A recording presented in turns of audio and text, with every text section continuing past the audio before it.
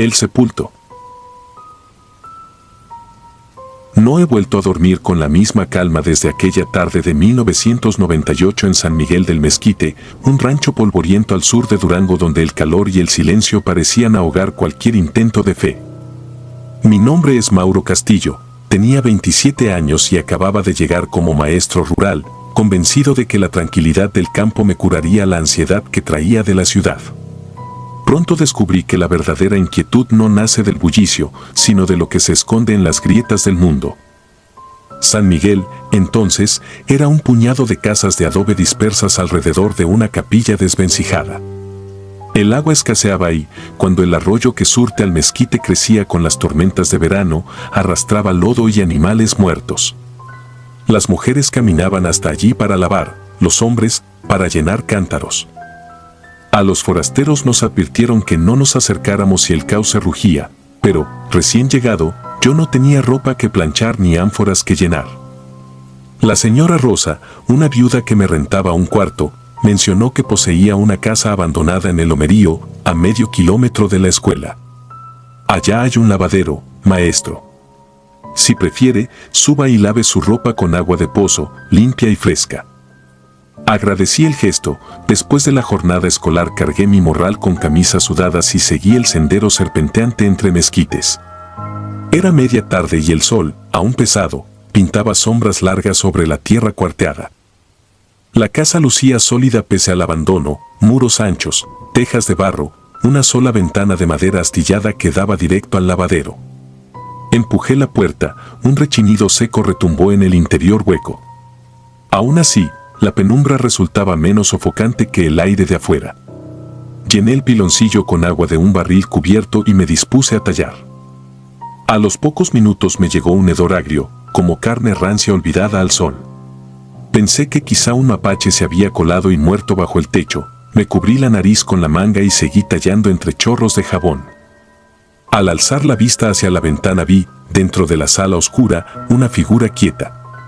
Era la silueta de un hombre de traje antiguo, la piel blanquecina en la penumbra y, lo que me paralizó, pequeños tapones de algodón sobresaliendo de nariz y oídos.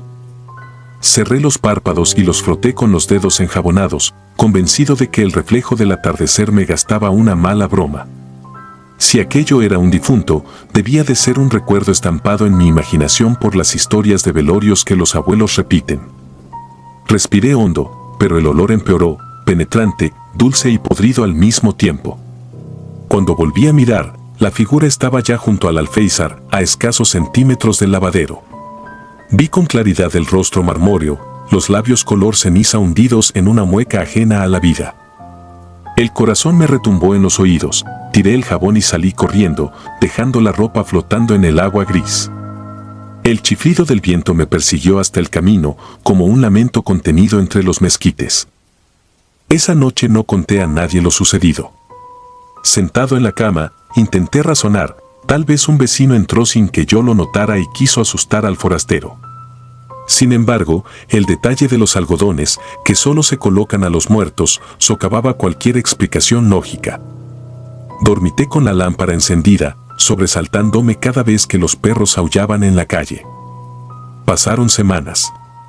En el rancho decían que la vieja casa pertenecía a la familia de Rosa desde la Revolución, pero nadie vivía allí porque un antepasado, don Silvestre, había fallecido en la sala hacía décadas, velado en el mismo lugar donde la gente juraba ver luces extrañas. Yo rehuía el tema y volvía al arroyo para lavar, aun cuando los charcos de fango me salpicaran las piernas. La imagen del cadáver pegado al alféizar me seguía como sombra. A fines de noviembre, la viuda me ofreció comprar la casa a plazos. Decía que necesitaba dinero para marcharse con parientes a la capital. El precio era apenas simbólico, paredes sólidas, terreno propio y la promesa de un pozo que nunca se secaba. A pesar de las pesadillas que me acosaban, la idea de tener mi propio techo me tentó. Firmamos un papel simple ante el comisario y la propiedad pasó a mi nombre. Bastó cruzar la puerta con aquella llave oxidada para que regresara el hedor, aunque más sutil, como si respirara bajo el polvo. Me armé de valor, abrí todas las ventanas y dejé entrar la luz áspera de mediodía. Durante las siguientes semanas pinté muros, cambié tejas y barnicé puertas. Cada noche, sin embargo, un murmullo parecía deslizarse por los pasillos. Me repetía que era el viento, que la soledad provoca alucinaciones auditivas. Colocaba libros y macetas junto a la pared donde había visto al difunto, como si bastaran para contener algo más denso. Poco antes de Navidad sufrí un sueño vívido. Caminaba por mi sala y hallaba a un hombre alto, con sombrero de ala ancha y el rostro cubierto de tierra húmeda. Me hablaba sin abrir la boca: no quiero lastimarte, solo avisa que detrás de ese muro descansa lo mío. Señalaba la misma pared junto a la ventana. Desperté sobresaltado, con la garganta seca, la casa entera crujía en la madrugada. Un aire helado escapaba por las rendijas. A la mañana siguiente descubrí un hilo de yeso agrietado en la zona que el visitante señalaba en el sueño. El color era más oscuro, como si hubiese absorbido humedad desde dentro. Recordé las viejas historias de entierros clandestinos en tiempos de bandolerismo, tesoros, osarios, víctimas de fiebre española. Decidí no derribar nada, pero la curiosidad ardía. Compré una barra y un martillo, los guardé en un rincón y pospuse el impulso, como quien oculta una carta peligrosa en el cajón, prometiéndose olvidarla. La vida cotidiana siguió con normalidad aparente: clases, misa de domingo, tertulias en la plaza mientras la banda tocaba corridos. Sin embargo, mi sueño ligero detectaba pasos suaves en la sala, un golpe débil contra la pared me despertaba puntualmente a las 3, el aire adquiría la misma peste dulzona que en el lavadero, solo por segundos, suficiente para que el estómago se revolviera. La salud empezó a mermar: ojeras marcadas, palidez y una jaqueca que latía desde la nuca hasta las sienes. Una tarde gris, cuando el viento arremolinaba polvo y hojarasca, el pozo se vació de golpe. Saqué el cubo y solo subió barro espeso. Bajé la vela para inspeccionar: el agua estaba fresca más abajo, pero flotaba una película aceitosa con motas ambarinas. Ese olor, el mismo que me había perseguido, emanaba de la profundidad. Comprendí que la casa entera sangraba desde dentro. El 1 de febrero, extenuado, tomé la barra y golpeé la pared. El yeso cedió rápido, como si hubiera perdido voluntad. Bajo la capa salió a la vista adobe viejo, agrietado por la humedad. 3 golpes más y se abrió un hueco. Un aire frío golpeó mi cara con un tufo insoportable. Iluminé con una linterna un espacio hueco entre muros de apenas medio metro de ancho. Dentro había huesos revueltos, telas desgastadas, un sombrero de ala ancha y, sobre todo, un cofre pequeño de hierro oxidado. Sentí la lengua áspera, el pulso disparado. El eco de un gemido se deslizó desde la sala como brisa helada. Con manos temblorosas limpié el cofre. La tapa estaba asegurada con un candado corroído que se dio al primer martillazo.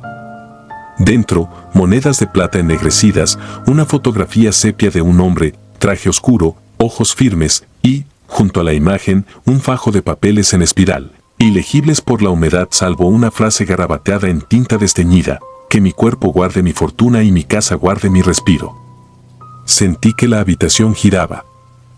Al levantar la linterna hacia la abertura vi, pegado a la pared opuesta, un rostro blanco, los algodones saliendo de su nariz, su boca se curvó apenas, como quien reclama algo que es suyo. Retrocedí tropezando con escombros, la linterna cayó y se apagó. En la oscuridad escuché un golpe seco, luego otro, como si un peso se dejara caer al suelo de la cavidad. Salí a tientas, corrí hacia la puerta sin mirar atrás. El aire del crepúsculo parecía más vivo, las cigarras rugían en coro macabro. No dormí en la casa esa noche. Después de horas vagando por el pueblo, amanecí sentado en la banca de la plaza. Conté lo ocurrido al párroco y al comisario.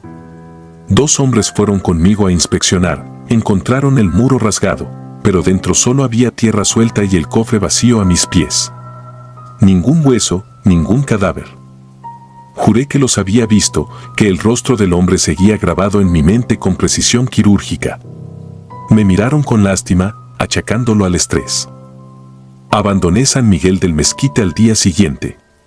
Vendí la casa por la mitad de lo que me costó. El comprador, un comerciante de ganado, no quiso escuchar historias. A veces imagino su sorpresa cuando descubra el hueco en la pared o cuando el pozo exhale aquel aroma inconfundible. Escribo esto en un cuarto de pensión en Zacatecas, muchos años después, y el hedor aún me ronda. Llega en oleadas breves, sobre todo cuando la madrugada se hace más espesa. Entonces cierro los ojos y lo veo de nuevo, los algodones blancos, la piel ceniza, la mueca apenas dibujada. Sé que no descansará hasta recuperar lo que le arrebaté al quebrar ese muro. Sé, también, que un día volveré a olerlo y comprenderé que el susurro sepulto viene a reclamarme. La perra negra. Me llamo Isaías, nací en 1985 y esto ocurrió en el verano de 2007, cuando regresaba al rancho El Arenal, en la Sierra de Durango.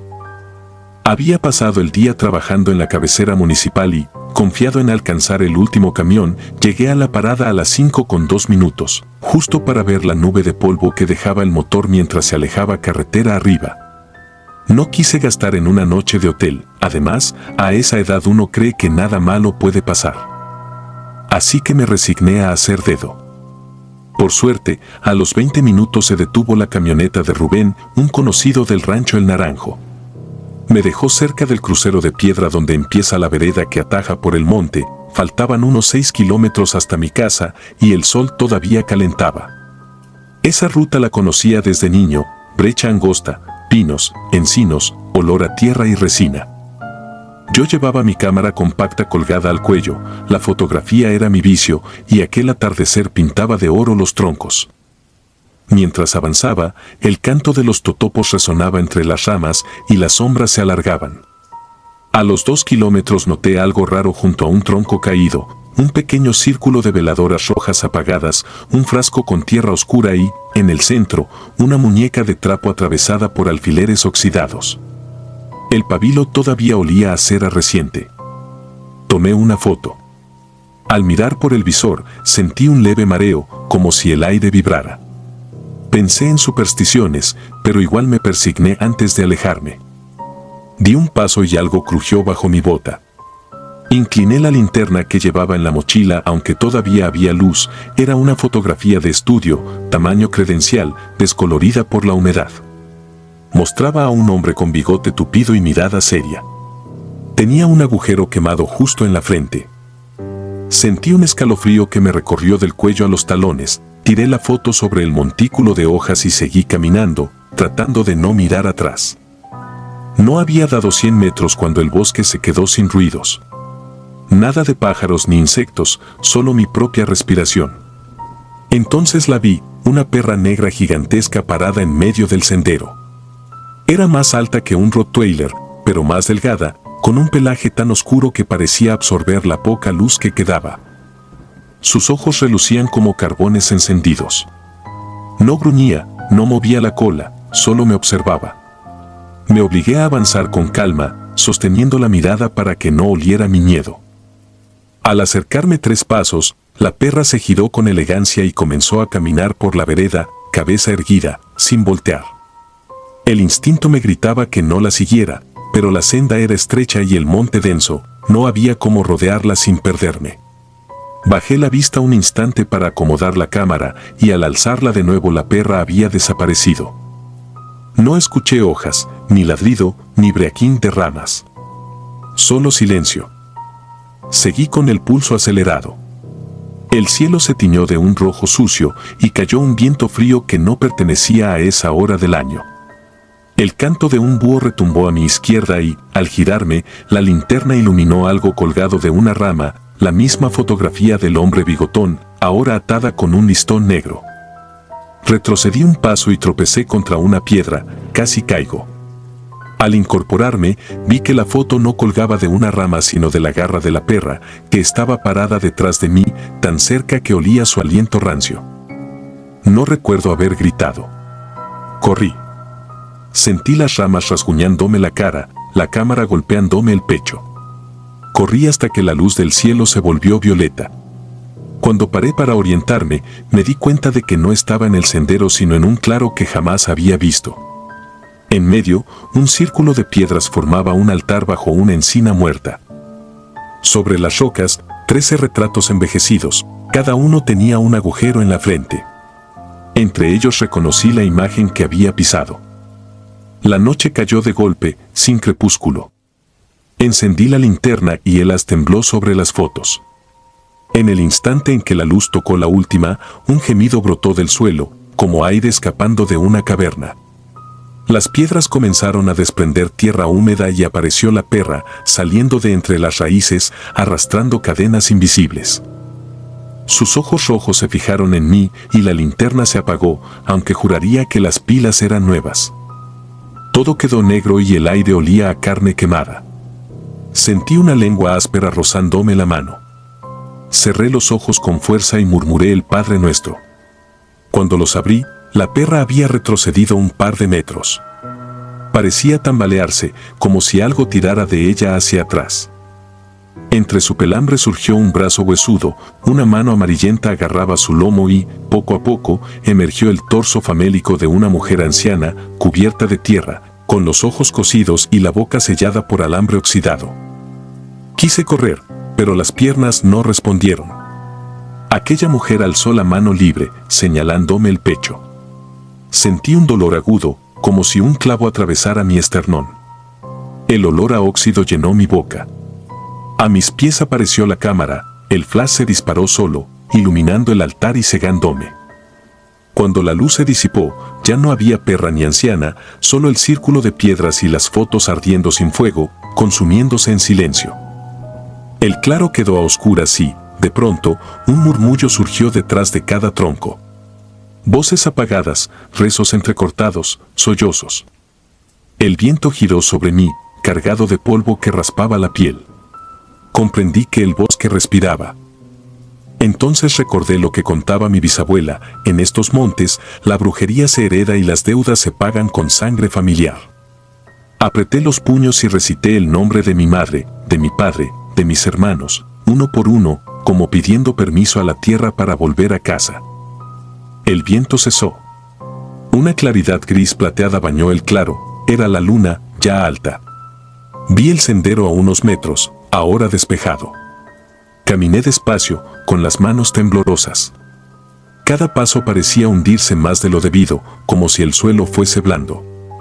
Al fin alcancé el camino principal y divisé la primera casa del rancho. Todo estaba en silencio, sin gallos ni perros.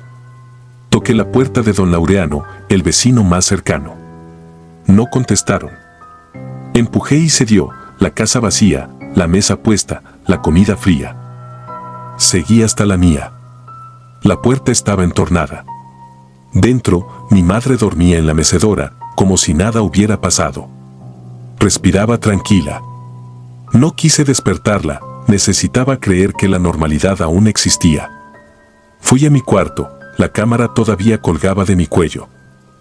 Revisé la tarjeta de memoria, solo había una imagen, tomada a las 5:48. En ella aparezco yo, de espaldas, junto al altar, iluminado por el flash. Detrás de mí, la perra negra y la anciana con la boca cosida. No recuerdo haber tomado esa foto. Intenté borrar el archivo, pero la pantalla parpadeó y la cámara se apagó para siempre. Al día siguiente, volví al claro con plena luz, acompañado de Rubén y dos vecinos. No encontramos piedras, ni fotos, ni rastro de pisadas. Solo hallamos mi linterna, inservible, y un olor a ceniza. En el sendero, exactamente donde vi a la perra por primera vez, descubrimos una huella enorme, como de cánido, con 4 garras marcadas en la tierra seca. Nadie quiso tocarla. Han pasado 18 años. Jamás volví a andar de noche por esa vereda. La foto, impresa aquella misma semana, la guardo en un cajón bajo llave. A veces la oigo vibrar, como si algo reclamara salir. Hay noches en que los perros del rancho empiezan a aullar sin motivo, entonces sé que el cerro recuerda mi nombre. Y cuando el viento baja desde la encina muerta, traigo en la memoria el olor a cera y óxido y el siseo de las velas que nunca apagué. No busco que me crean. Solo escribo esto para que, si alguna vez encuentran una perra negra en el camino, sepan que no todos los animales son de este mundo y que algunas fotografías se toman solas, como promesas de una deuda que todavía late bajo la tierra. La sombra que arrastra. Siempre creí que los terrores de la noche eran exageraciones de los mayores, leyendas para mantenernos en casa. Sin embargo, aquel domingo de agosto de 1994, en un rancho polvoriento de la Sierra de Chihuahua, aprendí que hay relatos que no necesitan adornos para helar la sangre. Basta con vivirlos una vez para no volver a dormir igual. Vivía con mi madre en una pequeña casa de adobe a la orilla del camino vecinal que conecta el rancho El Jupare con el pueblo de Santa Rosalía, a unos 3 kilómetros. El único testigo de luz nocturna era un poste oxidado frente a la vieja escuela primaria, clausurada desde hacía años, aunque sus columpios seguían chirriando con cada ventarrón. Esa tarde, mi primo Mateo vino a visitarme. Traía una cámara de rollo que había heredado de su hermano y quería atrapar el atardecer naranja que se derramaba sobre los encinos. Salimos cuando el sol todavía tocaba las copas de los árboles. Caminamos entre sembradíos de maíz secos y cercos de piedra. Mateo insistía en tomar fotos a todo: un espantapájaros deshilachado, una reata olvidada sobre un tronco, las huellas profundas de las vacas en el lodo reseco. Yo lo seguía, medio aburrido, hasta que propuso llegar a la escuela y fotografiar los columpios oscilando solos. Le dije que estaba loco, nadie se acercaba ahí después del crepúsculo. Pero su entusiasmo me ganó. Llegamos al patio escolar cuando el último resplandor se extinguía. El sonido de la cadena crujiendo en el silencio era hipnótico. Mateo se adelantó, enfocó y disparó varias veces. Yo me senté en la banca de cemento bajo el tanque de agua oxidado. No sé cuánto tiempo pasó. El cielo se volvió de un azul tan oscuro que las primeras estrellas temblaban sobre el horizonte. Entonces, un viento extraño empezó a soplar. No era la brisa fría habitual, sino una corriente pesada, como si el aire llevara polvo viejo y promesas rotas. Recordé la anécdota que contaba don Hilario, el herrero. Cuando él era niño, un maestro de la escuela se había ahorcado dentro del aula porque los padres rechazaban sus métodos. Decían que en las madrugadas aún se escuchaba el banco caer y un cuerpo balancearse. Moví la cabeza para sacudirme la idea justo cuando Mateo dejó de disparar y bajó la cámara, pálido. Pregunté qué pasaba, solo señaló hacia el extremo del patio, donde el muro perimetral se abre hacia el monte. Allí estaba, una figura delgada, alta, medio encorvada. Lo que primero vi fue el brazo derecho extendido, huesudo, como si pidiera ayuda. Después noté que la pierna izquierda se arrastraba. Con cada paso, la suela raspaba la gravilla en un chirrido prolongado. SHHH clac, SHHH clac. No había luna y, aún así, distinguí su silueta porque el poste, encendido a lo lejos, proyectaba una penumbra temblorosa. El sonido no era el de un animal ni el de un borracho. Había una cadencia lenta, dolorosa, deliberada, imposible de confundir. Sentí la garganta seca.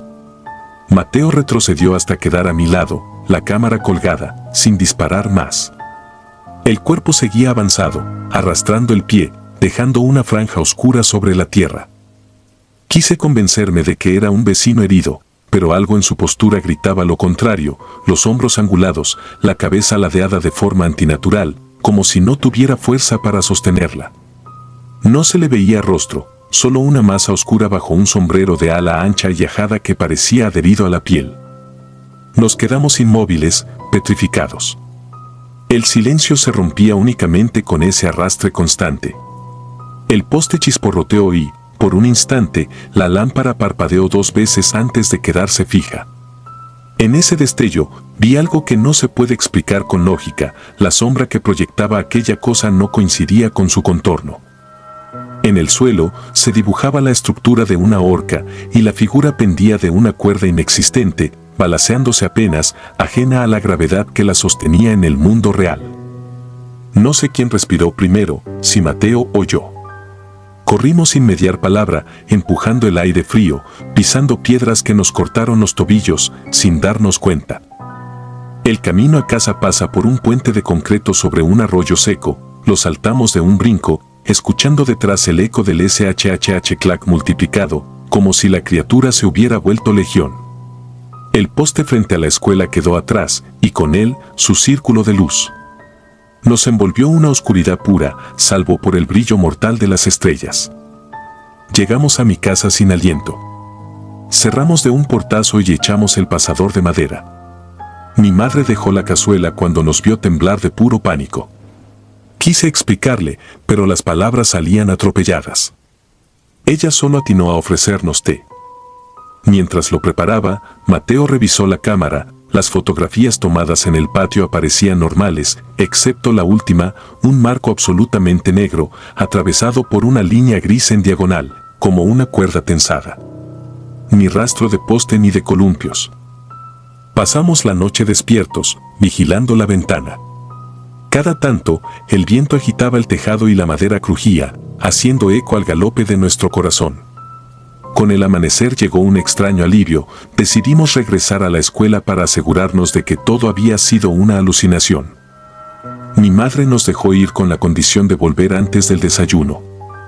Al llegar, el lugar parecía idéntico, columpios en silencio, bancos oxidados, pizarrones rotos. Sin embargo, en la gravilla descubrimos una senda clara que salía del patio hacia el camino vecinal, 2 hileras de puntos profundos y al centro, una línea continua que surcaba la tierra, como marcada por un zapato arrastrado. Las huellas se dirigían al puente del arroyo. Allí, sobre el cemento, encontramos un charco reseco de humedad que desprendía un ligero olor a herrumbre.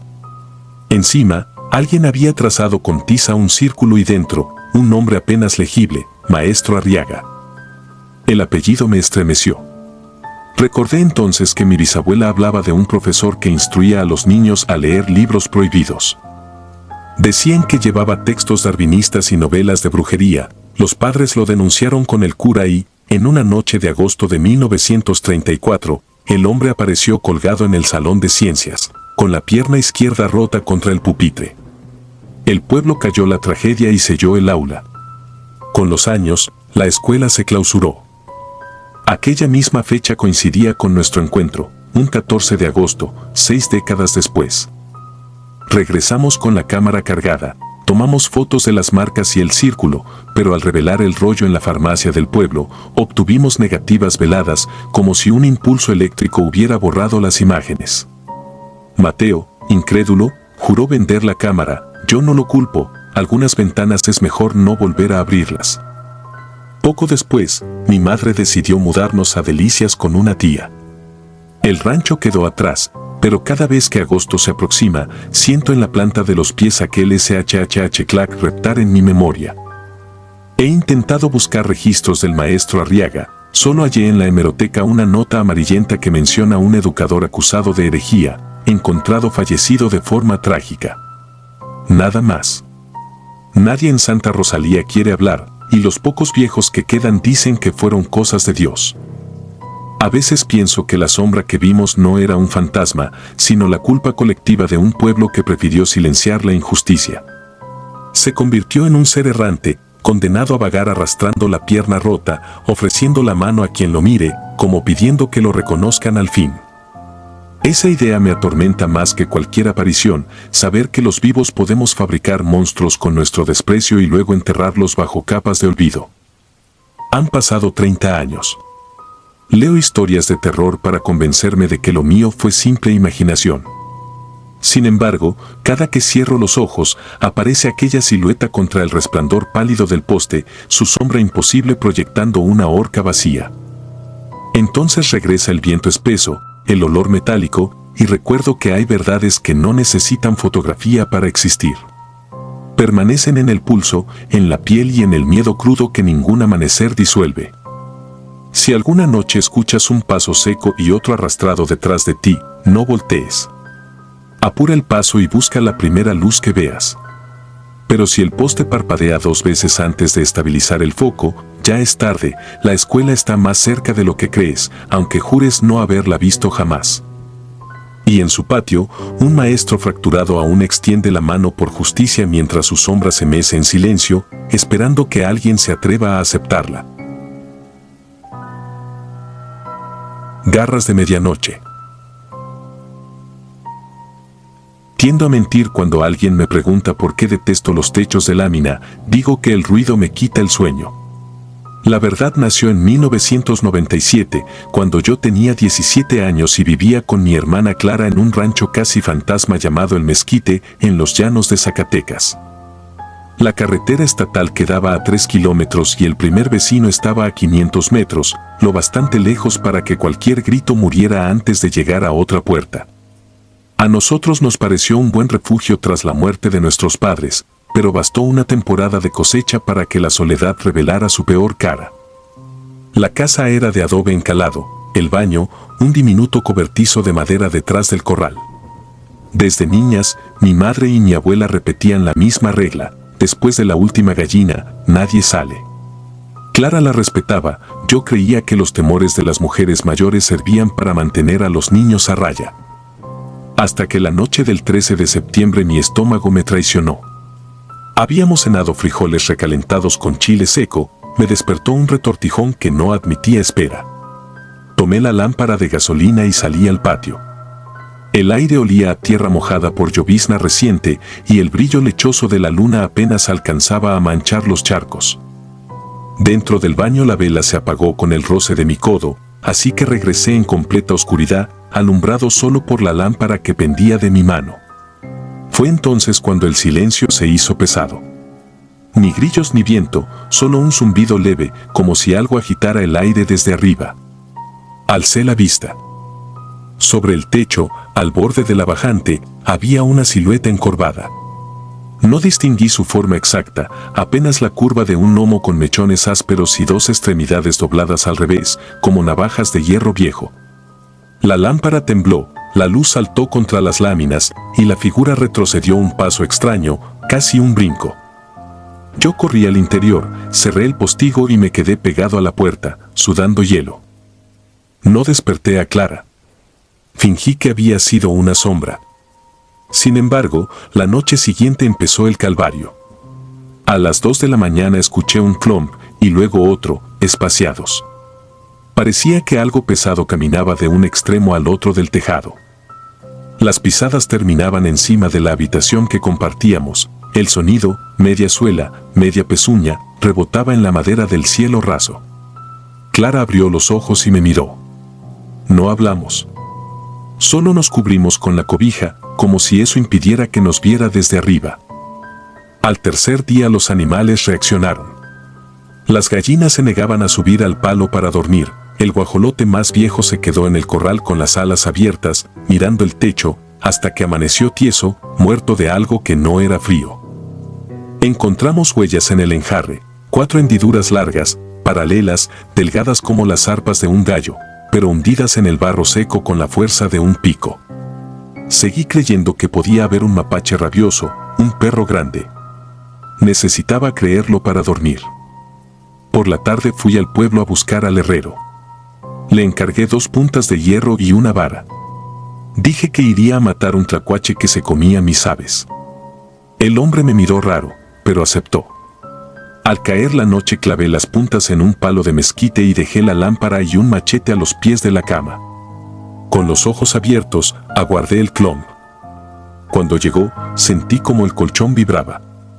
Clara apretó mi antebrazo, yo me deshice de su mano, agarré el improvisado lanzón y salí al patio descalzo.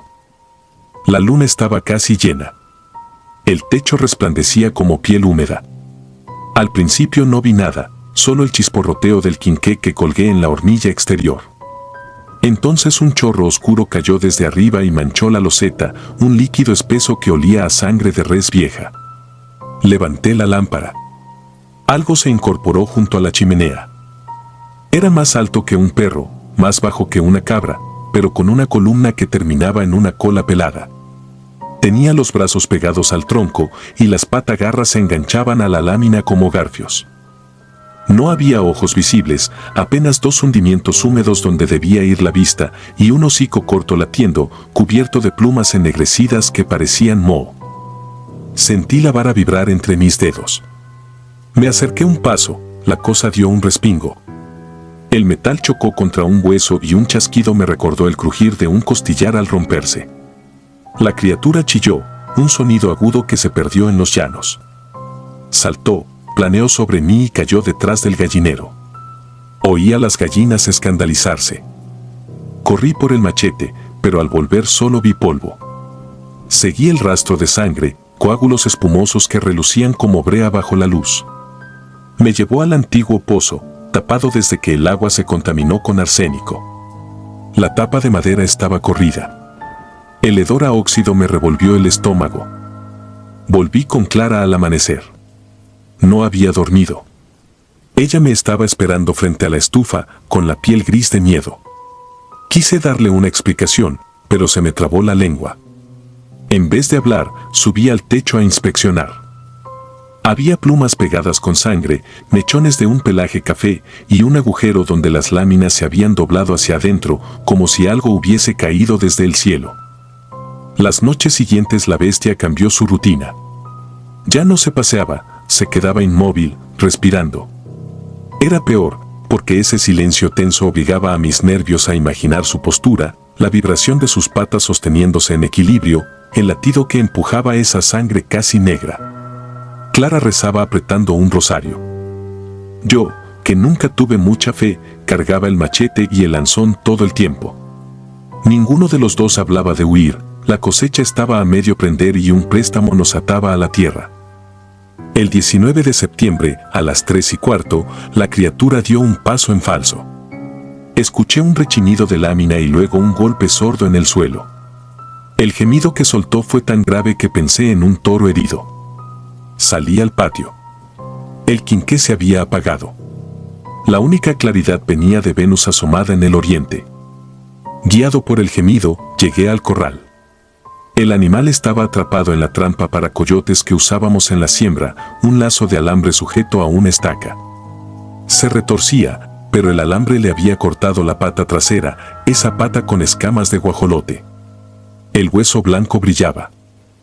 Se revolcaba levantando polvo y estiércol, y cada vuelta mostraba partes nuevas, pelaje ralo en el lomo, costillas marcadas, plumas erizadas en la nuca, y un vientre lampiño que palpitaba como un fuelle. No tuve misericordia. Hundí la punta de hierro en su pecho, justo donde imaginé un corazón. El cuerpo se arqueó, expulsó un chorro caliente que me empapó la camisa, y luego quedó inerte. Un crujido acompañó el último espasmo. La pata restante se soltó de la trampa, el animal quedó tendido boca arriba, la lengua bífida colgando. Allí, bajo la débil luz del amanecer, medí mi terror con detalle. El hocico era de perro, pero más corto, y los dientes salían como astillas fuera de la encía. Las garras delanteras eran manos atrofiadas con membranas delgadas, casi transparentes, que unían los dedos como alas de murciélago. El torso parecía de un mono famélico y en lugar de costillas había placas óseas superpuestas. Debajo de la piel latían sacos llenos de aire, hinchándose y desinflándose en una mueca post-mortem. Sin embargo, lo que más me aterró fueron los ojos. No tenían globo ni iris, solo huecos profundos, oscuros, donde un brillo interior se apagaba lentamente, como una brasa hundiéndose en ceniza. Arrastré el cuerpo hasta el pozo contaminado. Lo empujé dentro y eché cal encima. Clara me observaba desde la puerta con un candil, las piernas temblándole. Cuando la madera volvió a cubrir la boca del pozo, el rancho se quedó extrañamente callado, como si toda ave, insecto y alimaña hubiese entendido que algo perverso había sido devuelto a la tierra. Dormimos con los párpados abiertos hasta que salió el sol. Por la tarde cargamos lo necesario en la camioneta destartalada de mi padre y nos marchamos hacia Fresnillo. Vendimos la cosecha a un verde, pagamos la deuda y nunca volvimos. A veces Clara me escribe desde Ensenada, sueña con pasos sobre su techo, incluso bajo lluvia. Yo renté un cuarto en un barrio ruidoso de Ciudad Juárez, el bullicio me sirve de escudo, pero aún despierto a las 3:15, oyendo el clomp imaginario. Hace un mes recibí la noticia de que en el mezquite ya no vive nadie.